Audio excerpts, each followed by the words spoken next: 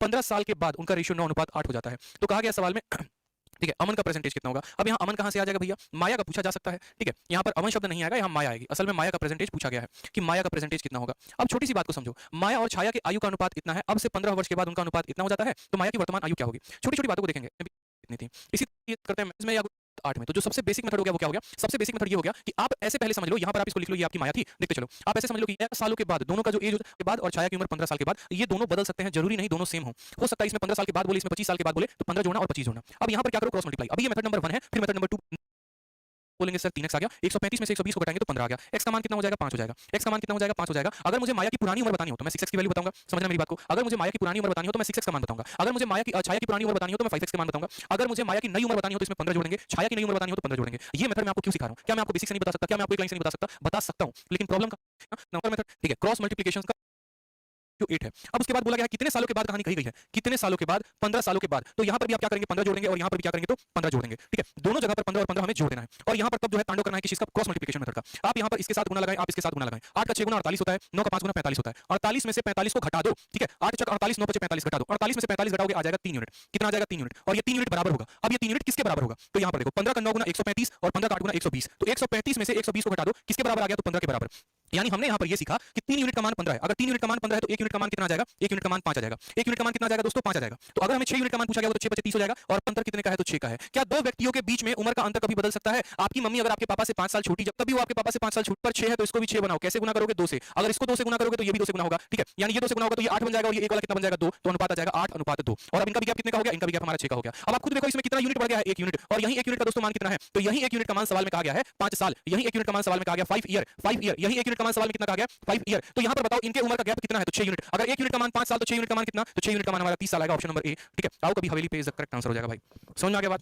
कितना यूनिट बढ़ गया? तो बोलोगे सर यहाँ पर देखो कितना यूनिट बढ़ गया? 5 यूनिट। अब यही 5 यूनिट का मान कितना हो जाएगा? तो यही 5 यूनिट का मान सवाल में 5 साल कहा गया है तो 5 यूनिट का मान सवाल में 5 ईयर हो जाएगा। ये हमारा ए का पुराना एज था, ये हमारा बी का जो है पुराना एज था, ये हमारा ए का नया एज है और ये हमारे बी का नया एज है। तो 5 यूनिट का मान 5 साल, तो 1 यूनिट का मान 1 साल, तो 35 यूनिट का मान 35 साल। तो ऐसे भी ऑप्शन नंबर बी जो है वो करेक्ट आ रहे हैं। 4 साल पहले, 4 साल पहले उनके उम्र का अनुपात 4:5 था। फिर इसी से हम कितने साल बाद जा रहे हैं? तो बोला गया है 8 साल के बाद। इससे 4 साल पहले गए तो ये रेशियो था, इससे 8 साल बाद आए तो हमारा रेशियो कितना हो गया? तो 11:13। तो असल में आपका एग्जामिनर आपको कंफ्यूज करना चाहता है और कुछ नहीं चाहता, ठीक है? वो यहाँ पर इस चीज का सहारा लेकर आपको कंफ्यूज कर रहा है। आपको कंफ्यूज नहीं होना है। मैं हमेशा से क्या बोलता हूँ? कंसेप्ट पे जिंदा रहो। यहाँ पर इनका अंतर देखो तो इनका अंतर कितना? 1 और इनका अंतर कितना? 2। क्या दो व्यक्तियों की उम्र का अंतर अलग अलग हो सकता है? तो बोलोगे नहीं सर, कभी नहीं हो सकता। तो अगर यहाँ पर गैप 2 का है तो यहाँ पर भी गैप 2 का करेंगे। जैसे यहाँ पर गैप 2 करेंगे, 2 से दोनों साइड मल्टीप्लाई, तो यहाँ पर मल्टीप्लाई होकर ये 8:10 बन जाएगा। 8:10 बन जाएगा। अब आप एक काम करो, आपने अभी तक गैप को बराबर किया है। आप यहाँ पर छोटी सी बात को देखो, 10 से कितना बढ़कर 13 बन गया है? तो बोलोगे सर 3 यूनिट। या फिर 8 से कितना बढ़कर 11 हो गया? तो भी 3 यूनिट। यानी असल में ये कितना है? तो 3 यूनिट है। और यही 3 यूनिट जो है ये 4 साल और 8 साल, यानी यही 3 यूनिट असल में कितने के बराबर है? तो 3 यूनिट 12 साल के बराबर है। अब बच्चा यहाँ पर भी थोड़ा सा कंफ्यूज हो जाता है। वो बोलता है सर ये -4 है, आप काहे जोड़ दिए? अरे मेरे भाई, मानो यहाँ पर ये 4 साल पहले की कहानी थी, ये 8 साल बाद की कहानी है। तो यहाँ से यहाँ तक पहुंचते पहुंचते 12 साल नहीं लग गए? पहले यहाँ से यहाँ बंदा आएगा तो 4 साल लगेगा, फिर यहाँ से यहाँ जाएगा तो 8 साल लगेगा, यानी 12 साल। तो 3 यूनिट का मान 12 साल, 1 यूनिट का मान कितना हो जाएगा? 4 साल। मैं आपको सबसे बेस्ट अप्रोच बताऊंगा, चिंता मत करो आप, ठीक है? मैं आपको बेस्ट अप्रोच बताऊंगा। अगला पॉइंट ही मेरा बेस्ट अप्रोच होगा। एक लाइन में आप कैसे सवाल को उड़ा दोगे, लेकिन उसको समझने के लिए पहले ये समझो। 3 यूनिट का मान 12 साल, तो 1 यूनिट का मान हमने कहा कितना हो जाएगा सर? 1 यूनिट का मान हमारा 4 साल हो जाएगा। 1 यूनिट का मान कितना हो जाएगा? 4 साल। अब सवाल में बोला गया है क्या sum of their present age. Present age का मतलब हमें ये बताना है, ठीक है? प्रेजेंट एज का मतलब हमें ये बताना है, ठीक है? 1 यूनिट का मान कितना है दोस्तों? तो 4 साल है। तो 8 यूनिट का मान कितना होगा? 32 साल। और 10 यूनिट का मान कितना होगा? यानी अगर हम 4 साल पहले जाएं तो 4 साल पहले कितना यूनिट था? 18। 18 का 4 गुना कितना हो गया? तो 72 साल।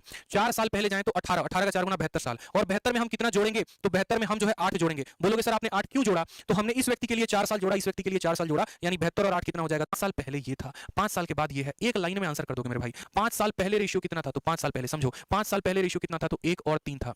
1 और 3 का अंतर कितने का है? 2 का। और 1 और 2 का अंतर कितने का है? 1 का। यहाँ पर तो अगर इनका अंतर 2 का है तो इसको भी 2 बना दो, यानी 2 से गुना करोगे तो ये हो जाएगा 2 और 4, ये हो जाएगा 2 और 4 यहाँ पे, ठीक है? अब आप मुझे बताओ ये कितना बढ़ गया है? तो बोलोगे सर 1 यूनिट। और यही 1 यूनिट मेरे भाई किसके बराबर है? तो यही 1 यूनिट 5 साल के बराबर है। यही 1 यूनिट कितने के बराबर है? 5 साल। क्योंकि सवाल में ये बात बोला गया 5 year back the ratio was इतना, इससे 5 साल पहले ये अनुपात था, ठीक है? अब सवाल में बोला गया what will be the ratio of their age after 5 year, इससे 5 साल बाद क्या होगा? तो आप मुझे खुद बताओ 5 साल कितने यूनिट के बारे में बता रहा है? तो 5 साल 1 यूनिट के बारे में बता रहा है। 5 साल 1 यूनिट के बारे में बता रहा है दोस्तों। तो अगर 5 साल 1 यूनिट के बारे में बता रहा है तो हम यहां से 5 साल के बाद जाने की बात करते हैं, यानी 1 यूनिट हमें आगे बढ़ाना है। तो 4 में 1 जोड़ेंगे तो 5 आ जाएगा, 2 में 1 जोड़ेंगे 3 आएगा, 3 3:5 इज द करेक्ट आंसर। 10 साल के बाद कितना होगा बता दो यहाँ पर। तो क्या बोलोगे? बोलोगे सर फादर और सन का जो गैप है, रेशियो है, वो 5:2 है। यानी अगर मैं यहाँ पर बोलूं पिता का उम्र 5x है और बेटे का उम्र 2x है, तो इनका जो प्रोडक्ट होगा वो कितना होगा? तो पिता का उम्र 5x हो गया, बेटे का उम्र यहाँ पर 2x हो गया, दोनों को गुना करने पर कितना आ गया है? तो 1000 आ गया है। 5 × 2 जो है एक जीरो को लेकर चला जाएगा, एक्स स्क्वायर का मान हमारा 100 आ जाएगा, तो एक्स का मान कितना आ जाएगा? 10 आ जाएगा। यानी अगर पिता की उम्र पूछेगा तो 50 साल, बेटे की उम्र पूछेगा तो 20 साल। बोला गया है पिता की उम्र 10 साल के बाद, यानी फादर की एज बोली गई है कितने सालों के बाद? 10 साल के बाद। फादर की एज 5x है यानी 50 है, और 10 सालों के बाद पूछा गया तो आंसर कितना होगा? 60 इज द करेक्ट। 44 ईयर्स है, तो बताओ डिफरेंस कितना होगा? यानी मैं हमेशा एक बात बोलता हूं, और क्या बोलता हूं कि आप सवाल में अरिथमेटिक में ये देखो कि आपको दिया क्या है, और आप ये देखो कि आपको पता क्या करना है। जैसे आपको जो दिया गया है वो दिया गया है सम दिया गया है, और आपको पता क्या करना है? तो आपको डिफरेंस पता करना है। ठीक है, तो आप बोलोगे सर देखो ये जो 44 हमें दिया गया है ना, ये 44 ईयर्स, ये 44 ईयर्स क्या है? तो ये सम है। सम का मतलब इन दोनों का जोड़ है। 8 और 3 का मान 11 हो गया, और हमसे पूछा गया है डिफरेंस, तो 8 और 3 का अंतर कितना हो गया? तो 5 हो गया। 11 का मान देकर 5 का मान पूछा है, जो दिया होता है उसको नीचे लिखते हैं, जो पता करना होता है उसको ऊपर लिखते हैं। 4 से काटेंगे 5 होकर कितना आ गया? 20 साल आ गया। 20 का आ गया 6 साल पहले, यानी इसमें से भी 6 घटा दो, इसमें से भी 6 घटा दो। 6 साल पहले इनके उम्र का अनुपात कितना होता है? तो 13/6 हो जाता है। कितना हो जाता है? 13/6 हो जाता है। आप यहाँ पर गुना कर लो, कोई दिक्कत की बात नहीं है। तो 15 का 6 गुना बोलोगे सर 90x आ जाएगा। 52 नहीं आएगा, 42 है। फादर का प्रेजेंट एज कितना है बताओ? 15 साल। बोला गया था ना कि ratio of present age of answer option number C for Kaho Naa Pyaar Hai, time के लिए इन्वेस्ट करेगा। तो जो प्रॉफिट होता है ना वो हमेशा क्या होता है? इन्वेस्टमेंट इनटू टाइम होता है। जो प्रॉफिट होता है वो हमेशा क्या होता है? इन्वेस्टमेंट इनटू टाइम होता है। आपको याद कर लेना है पीआईटी। आप ऐसे है एग्जांपल के तौर पे मैंने भी 1 साल के लिए पैसा लगाया, आपने भी 1 साल के लिए पैसा लगाया, तो जो हमारा प्रॉफिट होगा ना वो डायरेक्टली प्रोपोर्शनल होगा इन्वेस्टमेंट के। जो जितना ज्यादा पैसा डालेगा उसको उतना ज्यादा प्रॉफिट मिलेगा। यानी यहाँ पर अगर हम बात करेंगे तो हम बोलेंगे सर इन्वेस्टमेंट देखो एक बार, इन्वेस्टमेंट कितना है? तो दीपा और जिया का इन्वेस्टमेंट कितना है सर? तो 50,000 रुपए है। दीपा का इन्वेस्टमेंट कितना है? 50,000। और जिया का इन्वेस्टमेंट कितना है? तो 40,000। ठीक है, अगर हम इनके इन्वेस्टमेंट की बात करें तो 4 जीरो से 4 का 4 जीरो खत्म हो गया, तो इन्वेस्टमेंट का रेशियो कितना आ गया? 5:4 लिखेंगे।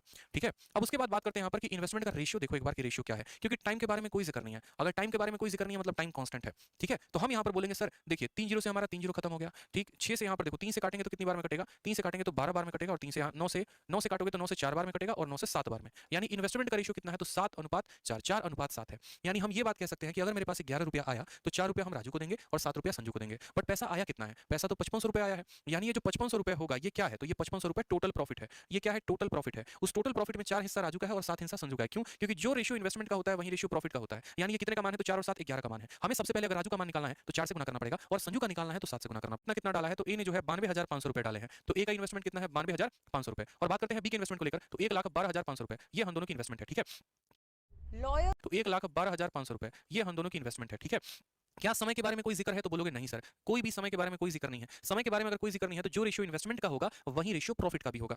ठीक है, समय जब कांस्टेंट होता है तो इन्वेस्टमेंट का रेशियो ही प्रॉफिट का रेशियो कहलाता है। दोनों जीरो से इसके दोनों जीरो चले गए। ठीक है, 25 से काटेंगे यहाँ पर, तो देखो 25 से पूरा का पूरा काट सकते हो, तो 25 का 3 गुना 75 होता है। ठीक है, 75 और 7 82 175, फिर 7 बार में कटेगा ये। 25 से काटोगे तो 4 बार में, और 25 से काटोगे तो 5 बार में, यानी 37 और 45। 37 क्या है? एक प्राइम नंबर है। 37 क्या है? प्राइम नंबर है, मतलब ये आगे किसी और से नहीं कट सकता है। अब सवाल में देखोगे तो बोला गया है कि बी का प्रॉफिट कितना है? तो बी का प्रॉफिट 9000 है। यानी ये 45 का मान कितना दिया गया है? तो 9000 दिया गया है। 45 का मान सवाल में 9000। कल के दिन ऐसा भी हो सकता है कि ए की प्रॉफिट दे दी जाए, बी की प्रॉफिट पूछ ले। अब हमसे बी का प्रॉफिट देके ए का पूछ लिया। ऐसा भी हो सकता है कि बी का प्रॉफिट देके टोटल प्रॉफिट पूछ ले। तो हमें बस ये देखना होता है, मैं हमेशा से आप लोगों को एक बात बोलता हूं कि ये देखो कि दिया क्या है और पता क्या करना है। तो बी का प्रॉफिट दिया है, यानी 45 का मान 9000 है, तो ये इसका कितना गुना है? तो 45 का हम दोगुना करते हैं, तो 45 का दोगुना पे 90 आता है, और 2 जीरो है यानी 200 गुना। तो हमें भी क्या करना पड़ेगा? 37 को 200 के साथ गुना करना पड़ेगा। 37 का दोगुना 74 होता है, और 2 जीरो लगा दो, ये हमारा करेक्ट आंसर है। और बताओ यहाँ पर, ठीक है, प्रॉफिट का रेशियो यानी लाभ का रेशियो जो है वो 2:5 है।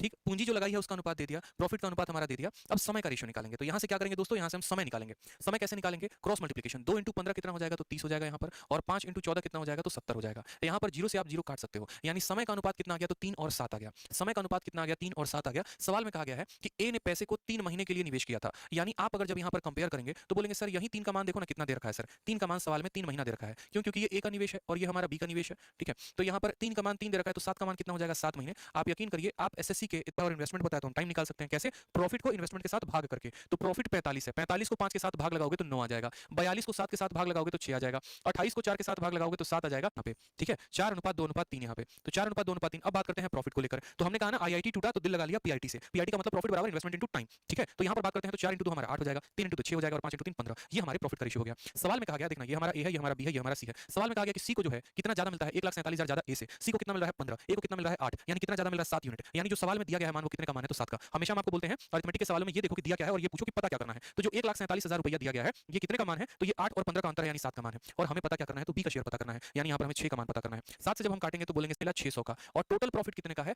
2000 का है। तो ए को यहाँ पर सॉरी बी को जो प्रॉफिट मिला वो कितना मिला, 600 का, और टोटल प्रॉफिट 2000 का है। तो 2000 में 600 रुपया बी ले जाएगा, तो ए कितना ले जाएगा, ए ले जाएगा हमारा 1400 रुपए। अब यहाँ पर अगर हम इनका अनुपात देखें तो हम बोलेंगे सर यहाँ पर जो है 200 और 200 खत्म हो गया, 2 से काटो तो 7:3, यानी प्रॉफिट का रेशियो कितना है दोस्तों, तो 7:3 है। ठीक, अगर प्रॉफिट का रेशियो 7:3 है तो इन्वेस्टमेंट भी वही रेशियो में जाएगा, यानी 7 और 3 में। क्यों, जिस रेशियो में आपको लाभ मिलता है पैसे भी आपने उसी रेशियो में लगाए होते हैं, ठीक है, जब समय बराबर होता है। तो कहा गया कि इन्वेस्टमेंट 7 और 3 का है, और इतने ही पैसा को 15,000 रुपए को ही ए और बी ने दोनों मिलकर साथ में डाला है। यानी असल में जो टोटल इन्वेस्टमेंट है ये 15,000 है क्या, तो ये 15,000 इन दोनों का जोड़ है, 7 और 3 का जोड़ है, यानी ये 10 का मान है। और बोला गया है ए ने कितना डाला है, तो ए यानी 7 का मान बोला है। इसको खत्म करेंगे, 15 का 7 गुना 105 होता है 00, यानी अंत में प्रॉफिट बताना है। यानी अगर हम बात करें तो जो व्यक्ति शुरू से लेकर था उसका तो पैसा पूरा साल लगा, यानी कपिल का जो पैसा है ना वो पूरा का पूरा साल लगा, यानी 12 महीना लगा, और 12 महीना इसका पैसा लगा है, और 12 में से जितने महीने के बाद जो व्यक्ति ज्वाइन करता है उसको घटा दिया जाता है। तो 12 में से 3 घटा दो तो पता चलेगा मोनू का पैसा कितना था, 9 महीने तक था। जैसे मैंने आज 2022 है, 2022 के जन्म फुल कांसेप्ट यहाँ पे, जीरो को खत्म कर देंगे, आप 3 से काटोगे तो ये कटेगा 4 बार में और ये कटेगा 3 बार में। तो जो यहाँ पर प्रॉफिट आएगा वो क्या होता है, इन्वेस्टमेंट टू टाइम, 5 होके 20 और 7 × 3 कितना हो जाएगा, 21 हो जाएगा। ये हमारा आंसर है 20 और 21, ऑप्शन नंबर डी फॉर दिल मांगे मोर, डी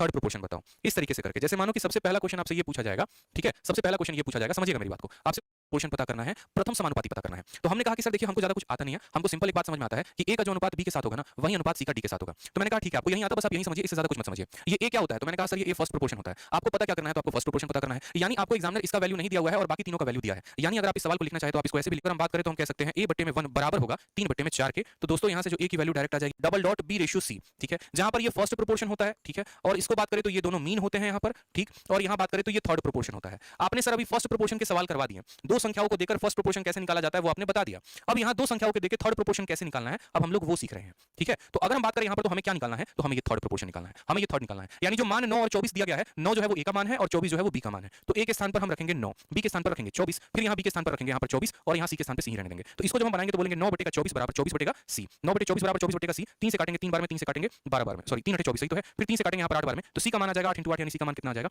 तो बोलोगे सर a² - b² बट्टे में a - b बराबर होगा a - b और बट्टे में c। अब a² - b² को हम क्या लिख सकते हैं, तो बोलेंगे सर a² - b² को a - b × a + b लिख सकते हैं, a - b × a + b लिख सकते हैं। अब यहाँ से काटोगे तो a - b से a - b खत्म हो जाएगा, c को वहां पर भेजोगे प्रोडक्ट के लिए तो आपका यहाँ a - b और बट्टे में कितना आ जाएगा, a प्रोडक्ट ac आ जाती है। इसीलिए हम हमेशा कहते हैं कि मीन प्रोपोर्शन अगर किसी संख्या का निकालना है तो कुछ मत करो, उनको गुना करके रूट लगा दो। किसी भी दो संख्या 12 और 10 कितना हो गया, तो यहाँ 22 हो गया, और मॉड लगा दो, अंदर हो सकता है नेगेटिव वैल्यू भी आ जाए। 24 का 4 गुना 96 होता है, 12 का 10 गुना 120, 120 में से जब हम 96 को घटा देंगे तो आ जाएगा 24, ठीक है, और 28 में से 22 गया तो कितना आ जाएगा 6, सीधा का सीधा काटेंगे आंसर एक लाइन में 4। मतलब जो आपका समय 1 से 1.5 मिनट लेता, मेरे द्वारा बताई ट्रिक से आपने उसको एक लाइन में कर दिया, ये सबसे बेस्ट मेथड है। और फिर जिनको गुना किया उनको जोड़ो, 36 और 20 कितना हो जाएगा, 56 हो जाएगा। बताओ अब यहाँ पर गुना करोगे तो 14 का 4 गुना 56 का 6, 14 चौके 56 का 6, 5 हाथ में 14 25 70 और 5 75 756, और यहाँ 36 दूनी 720, ठीक है, भाग करेंगे 68 में से जो है 56 को घटाओगे तो आ जाएगा 12, मॉड्यूलस लगाए रखो, 756 में से 720 घटाओगे तो 36/12, काटोगे एक लाइन में आंसर आ जाएगा 3 इज द करेक्ट आंसर।